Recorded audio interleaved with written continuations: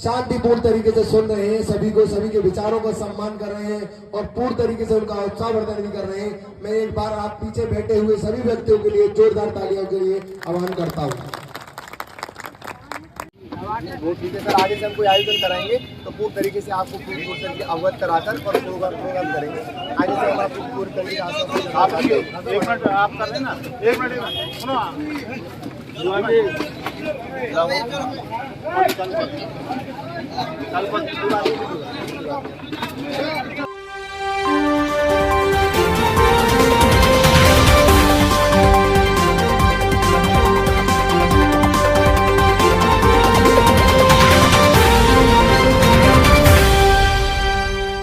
नेताओं के लिए कहना चाहता हूं कि जिस तरीके का व्यवहार अब तक आपने कर लिया, क्योंकि हमारा विपक्ष इतना कमजोर रहा है कि उन्हें जरा भी शर्म नहीं लगती।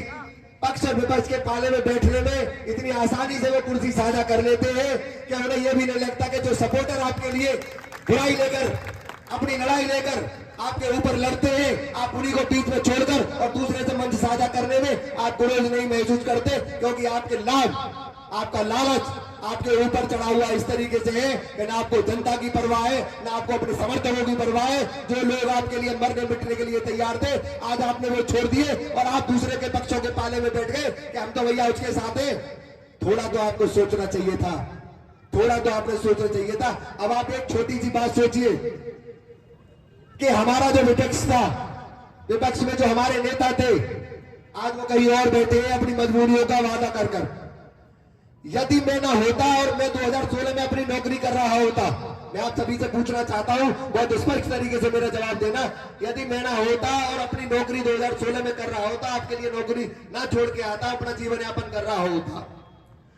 दूसरे जो लाला जी लड़ रहे हैं वो अपने आप विपक्ष बता रहे हैं। मैं उनके इस बारे में भी दो शब्द कह दूं कि 2017 में लाला जी एक तरफा वार्ड नंबर 10 के सदस्य थे और जो पूर्व चेयरमैन उनके सहयोगी थे, उन्होंने जो कुछ भी बांटा, जो कुछ भी किया, जैसे भी वो जीते, उन्होंने अपने लिए सदस्यता का वोट मांगा और चेयरमैन के लिए चेयरमैन का वोट मांगा, पूर्व चेयरमैन के लिए। अब मैं पूछना चाहता हूं कि 5 साल में ऐसा क्या हुआ कि जो दूसरी पार्टी के मुखिया बनने के लिए आप तैयार रह गए? 5 साल में 2 बार लाला जी की भारी बेइज्जती करी गई, मार पिटाई उनके साथ करी गई और उनके ऊपर आरोप प्रत्यारोप। मैं ये तो नहीं कहूंगा कि आरोप सही थे या गलत थे, ये आरोप तो आप बताएंगे, जनता बताएगी कि आरोप सही थे या गलत थे, लेकिन उनके ऊपर महिलाओं के और छेड़खानी के और मार पिटाई के आरोप लगा दिए गए। ये समाज में सही नहीं था। ऐसे बेइज्जत करना किसी व्यक्ति को, जो व्यक्ति ने तुम्हारे लिए मेहनत करी हो, जिस व्यक्ति ने अपना खून पसीना तुम्हारे लिए बहाया हो, और उसको बेदखल करके तुमने मार पिटाई करवा दी। अब लाला जी की जब मार पिटाई होगी तो लाला जी दूसरे पक्ष पे आए, अब पक्ष में आके कह रहे मुंह मुकदम बना दो भैया।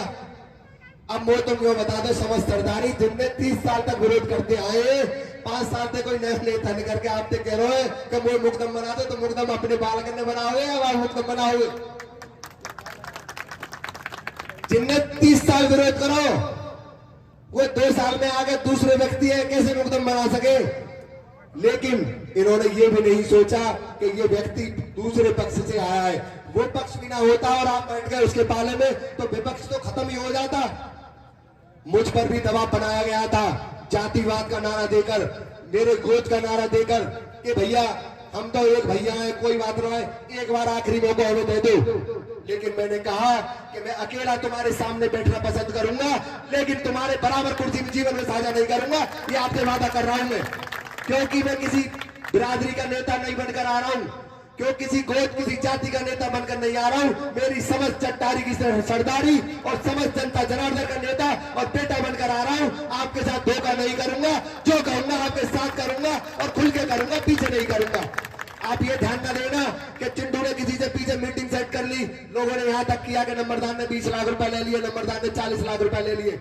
हमें खरीदने वाले लोग पहले अपने गलेबान में झांके कि 5 साल पहले, 10 साल पहले जो आज प्रॉपर्टी डीलर और जो आज धन्ना सेठ बन रहे, जितनी जमीन बड़े बूढ़े आज छोड़ गए ना, कभी जीवन में इतनी जमीन न खरीद पाएंगे। हमें खरीदने की जो बात छोड़ दो।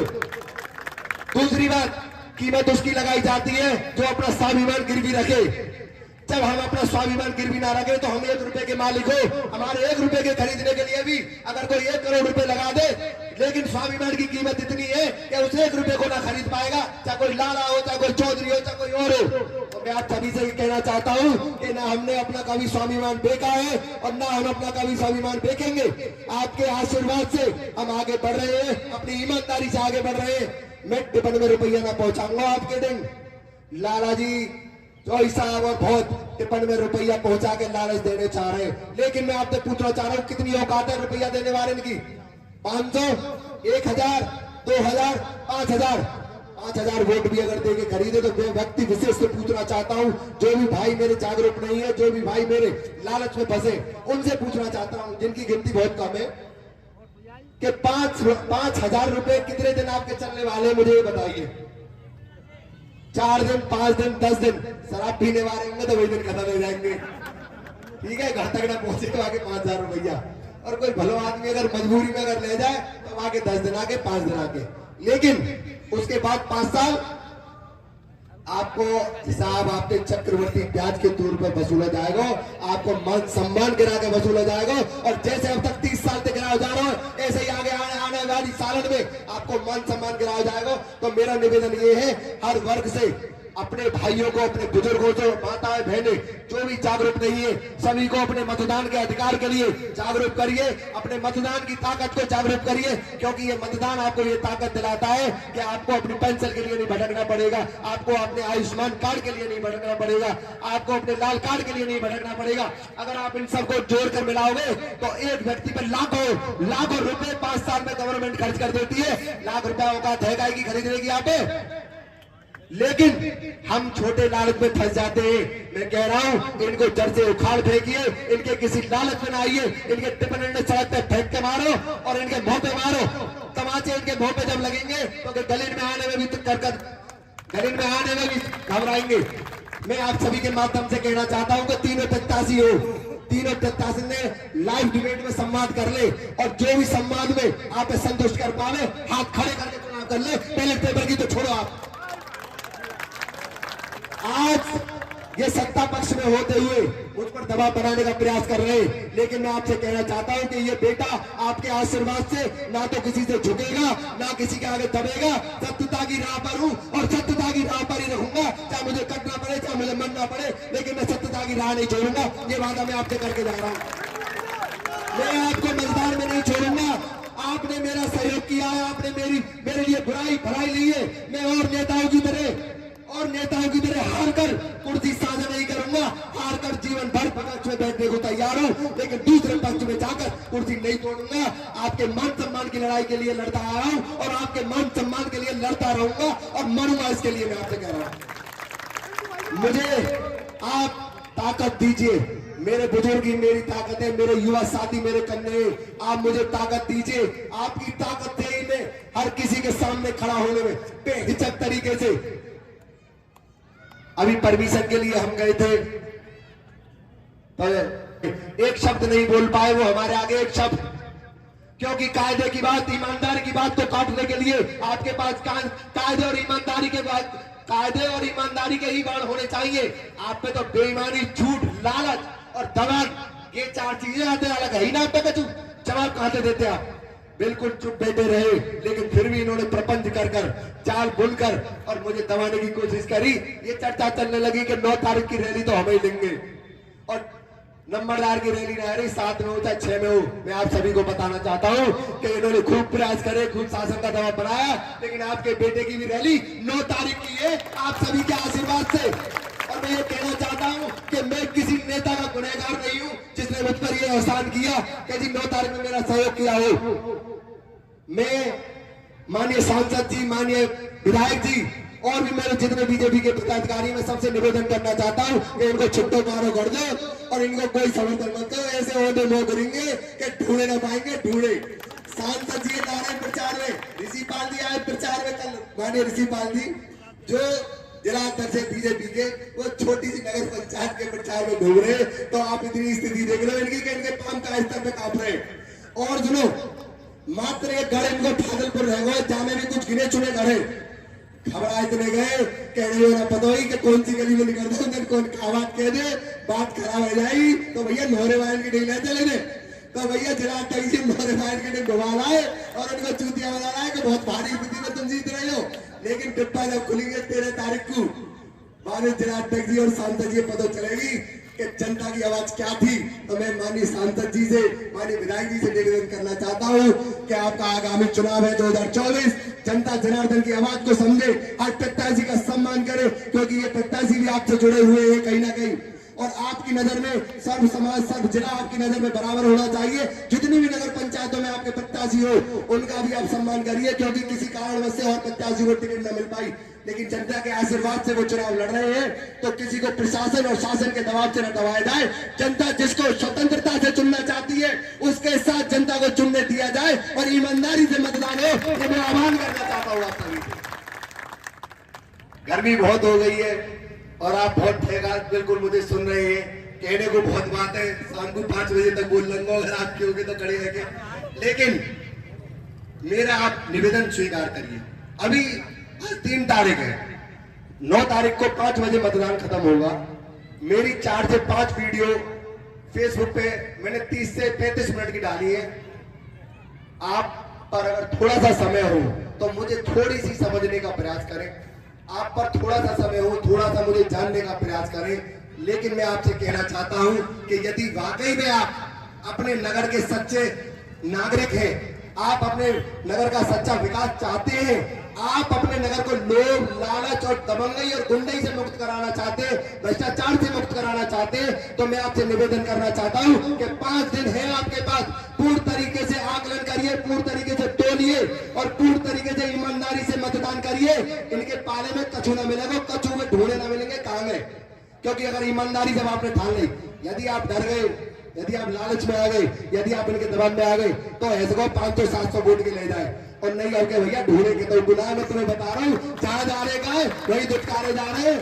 एक कोने 5 नंबर 9 में एक गली में 10-12 आदमी ले जाए, कोई आदमी उठने को तैयार ना है। नेताजी कमर में दर्द है, बहुत परेशान है।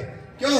क्योंकि जनता जनार्दन जब बनाना जानती है तो जनता जनार्दन आपको गिराना भी जानती है। सर्वोच्च शक्ति अगर किसी के पास लोकतंत्र में है तो वो जनता के पास है। वो जिसे बनाना जानती है उसे गिराना भी जानती है। आज जब आप मुझे आज सुन रहे हैं तो मेरी ईमानदारी के बल पर और मेरी सत्यता के बल पर अगर सुन रहे हैं, अगर मैं कल को 4 आदमियों में किसी की बेईमानी कर लूं तो मुझे खड़ा होकर कोई बोलने नहीं देगा। जब तक सत्यता पे रहूंगा, जब तक कि आप मुझे चुनना।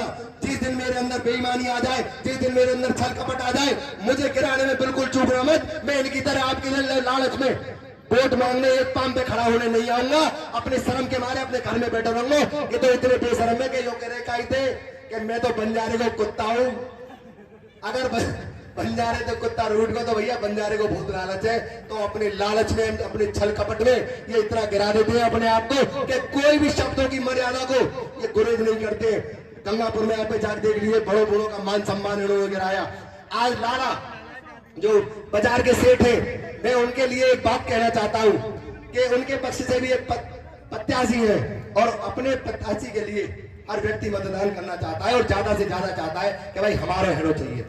लेकिन चौधरी साहब से मैं पूछ रहा हूं कि चौधरी साहब 20 साल तक जब ये लाला आपके साथ खुल के रहे, हर जगह जगह जगह आपके स्वागत समारोह हुए, जगह जगह इन्होंने आपको आर्थिक मदद की, क्या जब ये आपके आदमी नहीं थे, आज ये अपने बिरादरी के लिए, आप अपने समाज के लिए अगर ये खड़े होकर आपका विरोध करना चाहते हैं तो क्या गलती है इनकी? मैं तो गलती नहीं मानता हूं कि ये अगर अपने हमारे समाज के साथ है तो इन्हें रहना चाहिए। मैं अपने समाज और सर्व समाज को इकट्ठा करने का प्रयास करूंगा और इन्हें भी अपनी बात बताऊंगा कि मेरी बात भी समझने का प्रयास करें। लेकिन मैं इनको डराऊंगा, धमकाऊंगा नहीं।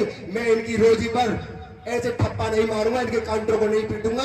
क्योंकि लाला हो चाहे सुनार हो, चाहे कमजोर वर्ग हो चाहे मजबूत वर्ग हो, हर वर्ग को स्वतंत्रता के साथ अपने प्रत्याशी के साथ रहने का पूर्ण तरीके अधिकार है। और मेरी तरफ से किसी को भी ना तो वीडियो में देखा जाता है, ना किसी पर दबाव बनाया जाता है। जो भी जिस प्रत्याशी के साथ स्वतंत्रता से रहना चाहता हो, घूमना चाहता हो, खुले में घूमो भैया, खुले में छूट है।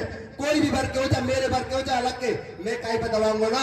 और जो दबाने की नीति के कर रहे हैं, अगर लाला जी भी बचाव ना कर पाए तो तुम या बालक की तरफ देखियो, लाला जी को भी बचाव करना पड़ेगा तो कि बालक तुम्हारा बचाव करो। या बात मैं क्या कह रहा हूं आपसे, मैं लाला जी अभी ना छोड़ूंगा अकेलो, क्योंकि लाला जी को 2 बार बचाव मैं नहीं करो और या बात को बाजार गवाए, क्योंकि बाजार नहीं मैंने उनको बचाव करो। आगे भी ऐसे गुंडा बदमाशन पे जब इनके संबंध व्यक्तिगत विच्छेद हो जाते हैं किसी व्यक्ति से, तो ये सर्व समाज में उस व्यक्ति को दोषारोपित कर देते हैं।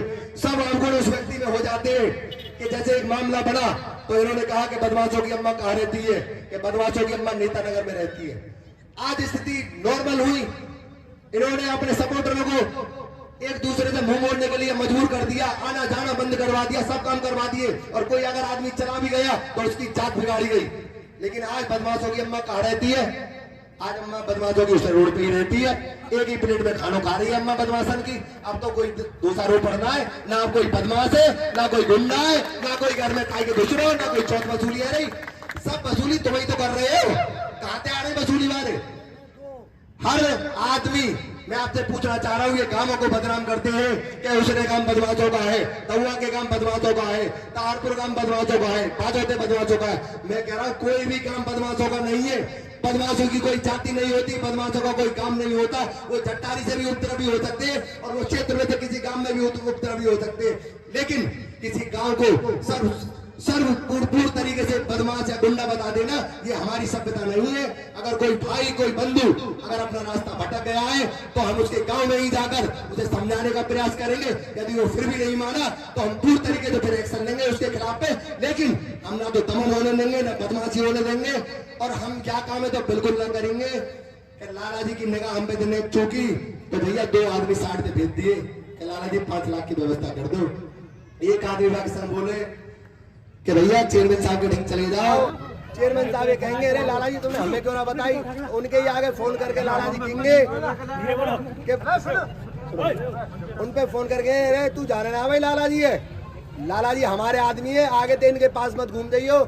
कि ठीक है जी चौधरी साहब ठीक है, आधे दिन आएंगे। उसके बाद लाला जी जीवन भर उनके एहसानमंद हो जाते हैं। लेकिन गान देख रहे हो है कि भेजे हुए व्यक्ति भी तुम्हारे बदमाश है और समझाए हुए व्यक्ति भी तुम्हारे बदमाश है। तुम हमें छलते आ रहे हो और छलते ही रहोगे। आपकी नियति में कभी बदलाव नहीं हो सकता है, क्योंकि आपकी प्राथमिकता सिर्फ पैसा है, आपकी प्राथमिकता सिर्फ जमीन है। मैं कहता हूँ ऐसे अहंकारी और लुटेरे लोगों को सत्ता से जड़ मूल तरीके से खत्म करिए और पूर्ण तरीके से 11 तारीख को भारी बहुमतों से हमें विजय बनाइए। तो महत्वपूर्ण है ही है, लेकिन ये जो मुद्दे चल रहे हैं ये उससे ज्यादा महत्वपूर्ण है। जैसे बुजुर्ग धैर्य से सुन रहे हैं, मेरे युवाओं को भी जिम्मेदारी निभानी चाहिए कि आगे आपके कंधों पर ये जिम्मेदारी आने वाली है। तो इन बातों की गंभीरता को पहचानिए, इन बातों की गंभीरता से इन बातों को सुनिए। जैसे ये मीटिंग हुई तो सर्व पार्टी के सदस्य वहां मौजूद रहे, तो उस मीटिंग में ये निर्णय निकाला गया कि यदि सामान्य में सीट आती है तो इस बार ब्राह्मण चेहरा हमारी पार्टी से होगा। और यहाँ बैठे हुए मेरे ब्राह्मण, कुछ मेरे गुरुजन यहाँ बैठे हुए मेरी इस बात से सहमत होंगे, नकार नहीं रहेंगे कि ये बात सही है या गलत है। जब ये बात हुई तो सीट उसके बाद पीसी में आ गई तो उन्हें लगा कि भाई बाल बच गए और नहीं तो मामला खराब है जाता। लेकिन फिर से कोर्ट में मामला गया और 2 महीने के बाद ऐसा हुआ कि सीट सामान्य में आ गई।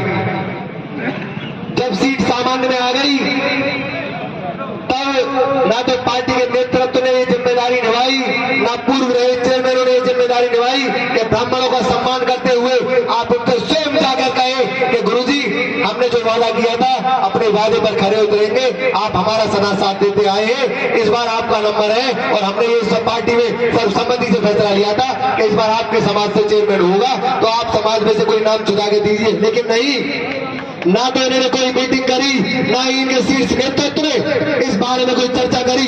ये बिल्कुल चुप्पी साधे रहे और ब्राह्मणों में ये कहीं ना कहीं सुगबुगाहट शुरू हो गई कि ऐसा आखिर क्यों हो रहा है, क्यों पार्टी का शीर्ष नेतृत्व जब हमारी आवश्यकता होती है तो हमें मीटिंगों में बुला लेता है, लेकिन आज जब हमें सम्मान की आवश्यकता है तो क्यों पार्टी के शीर्ष नेतृत्व ने आवेदन नहीं उठाई। इसका मतलब ये है कि पार्टी नहीं है, सिर्फ एक व्यक्ति की पार्टी है और एक व्यक्ति के निर्णय ही माने जाएंगे। कोई अपने आप में बनता रहे लेकिन कोई कुछ नहीं है, एक व्यक्ति के ही निर्णय है और एक व्यक्ति के निर्णय को जो सर्वसम्मति से मानेगा उसकी बातों को पानी दिया जाएगा। अन्यथा कोई भी व्यक्ति हो, चाहे बुजुर्ग हो, चाहे पूर्व चेयरमैन रहे हो, चाहे कोई और समाज का हो, हर व्यक्ति को तो पार्टी से निकाल दिया जाएगा या उसे दबा दिया जाएगा। ऐसा नेतृत्व आपके बीच में हो रहा है, फिर भी आप 30 साल से ऐसे लोगों को बनाते आ रहे, तो कामे खा गए, लूटे।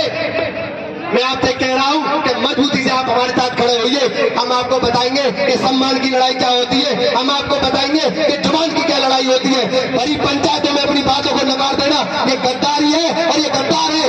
इस गद्दारी को खत्म करिए और मतदान हमारे पक्ष में करिए। हम बताएंगे कि ईमानदारी सरकार कैसे होती है, हम बताएंगे बात की बात क्या होती है। मेरा आप सभी से एक बार और पुनः हाथ जोड़कर निवेदन है कि अपनी वाणी को समाप्त करते हुए मेरे शब्दों की गहराई और गंभीरता को सुनिए और समझिए। मैं ये सिर्फ आपको लगाने के लिए नहीं कर रहा हूँ, ये तो मेरी बात 8 दिन बाद ही पता चल जाएगी कि जैसे 13 मई के बाद वोट खुलेंगी और जिम्मेदारी हमें आएगी, तो लालाओं की सुरक्षा की जिम्मेदारी और लालाओं की जो पैसे पर नियत रखी जाती है, उनकी प्रॉपर्टी पर नियत रखी जाती है। मैं कह रहा हूँ कि कभी जीवन में आपसे ये नहीं पूछूंगा कि आप क्या कमाते हैं और क्या खाते हैं। आप जो कमाते हैं और जो खाते हैं वो आप अपने लिए कमाते हैं। मैं अपनी जैसे गुजर मेरे बुजुर्गों ने, मेरे बड़े बूढ़ों ने मेरे लिए दिए, उसी व्यवस्था में आगे रखूंगा। मैं नगर पंचायत का एक पैसा खाने का गुनहगार आपके बीच में नहीं रहूंगा, ये कह रहा हूं मैं आपको। और हर व्यक्ति को नगर पंचायत में जाकर ये सहूलियत होगी कि वो हमसे जाकर हिसाब मांग सकता है अपने वार्ड का, कि हमारे वार्ड में हमारे लिए क्या काम हुआ है, हमारे वार्ड में क्या योजना आई है, हमारे वार्ड में नाली नहीं है, हमारे वार्ड में खर्चा नहीं है। 12 नंबर वार्ड जो सोनकार समाज का है, एक बेटी की शादी थी तो वर्मा जी ने मसाला बना रखा था 3 गट्टे का। मैंने पूछा वर्मा जी क्या घर में कोई काम करवा रहे हो? बोले हाँ भैया लाली को ब्याह है, लेकिन काम घर में ना करवा रहे भैया, ये तो रोड यहाँ तक टूटी पड़ी का है, यहाँ बनवा रहा हूँ। तो क्या स्थिति है? इतनी बेशर्मी हमारे चेयरमैनों की है कि वहीं से वोट मांगते हुए निकल जाते हैं और फिर भी ये नहीं पूछते कि कोई बात है 3 गट्टा को मसाला बात 2000-3000 रुपया खर्चा, कोई बात है आप बनवाओ, हम करवाएंगे। मैंने उनसे निवेदन किया, उनका मुझसे जवाब ये था कि बेटा तो वादन करवाएंगे, ज्यादा तू बन जाएगा, वादन पहले ना करवाएंगे और हमसे तो बना के ही वाली आप तरीका थे। जनता इस स्थिति में आ चुकी है कि वो अपने स्वयं काम भूल ही गई कि कोई करवा सकता है। स्वयं अपनी जैसी उसकी व्यवस्था है वो करवा रही है। लेकिन आप इस बार अपनी आंखें न मूंदिए, आप किसी वर्ग को, किसी समाज के लिए चुनाव न लड़िए।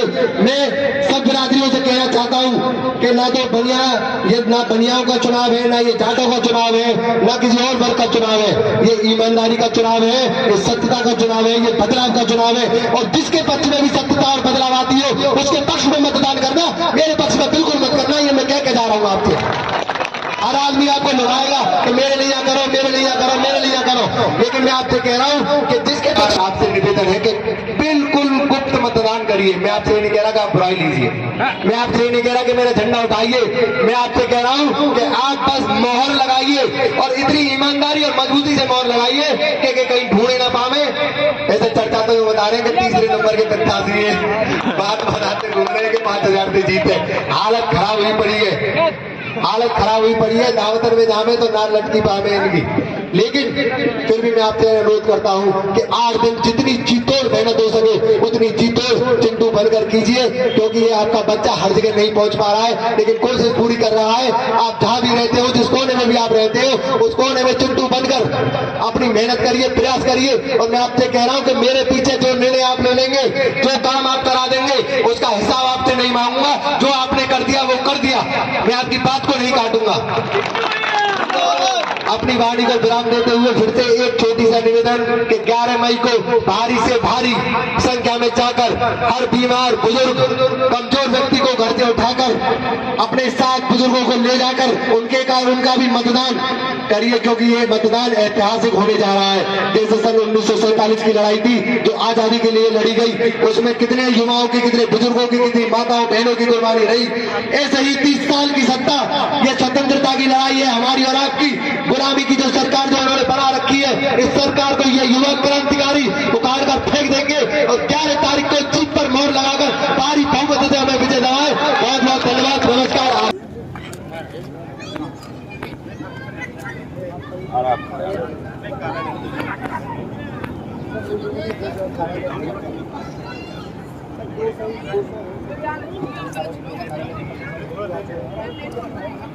चलो भाई चलो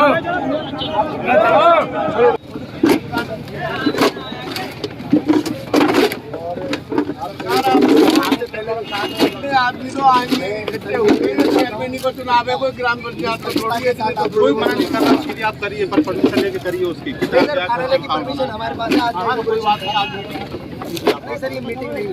अब ये कुर्सियाँ लगी पड़ी है सर ये तो वो ठीक है सर, आगे से हम कोई आयोजन कराएंगे तो पूरी तरीके से आपको पूरी तरीके अवगत कराकर और प्रोग्राम करेंगे।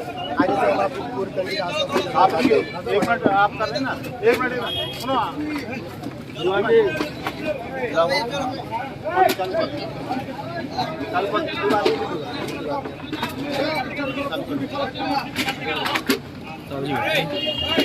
मैं उनकी मीटिंग चल रही थी। यहाँ लगभग 350 कुर्सियाँ और 200-250 आदमियों की भीड़ है और इन्होंने परमिशन नहीं दिया, इसलिए कार्यालय का उद्घाटन कर रहे हैं। जी सर, हमारे पास कार्यालय की परमिशन है और इससे पहले कार्यालय का छोटी सी बात है, मेरे पास कार्यालय का उद्घाटन है और इससे पहले प्रोग्राम की जो एक दल से चुनाव लड़ रहे हैं, जो कि भाजपा से चुनाव लड़ रहे हैं, उसकी पूरी वीडियो सर हमारे पास है। अगर आप कार्रवाई करना चाहते हैं तो निष्पक्ष कार्रवाई नहीं, अगर वो आप अपना जी मैं आपके माध्यम से कहना चाहता हूँ कि जितना भी खर्चा हमने इस चीज़ में किया है पूरा आपको खोल के देंगे, ओपन करके देंगे। और समर्थकों को सर हम नहीं रोक पा रहे हैं, लेकिन कोशिश ये करेंगे कि ज़्यादा समर्थक आ सकते हैं।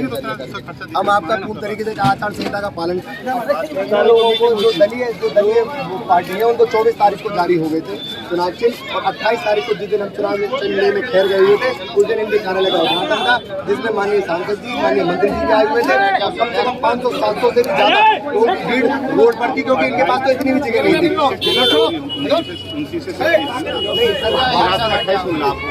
सर मैं इस बात से नहीं कह रहा, जो भी आ रहा है आपको पहले क्या आपको जो टीम गठित हुई है हमारे साथ 29 से हुई है।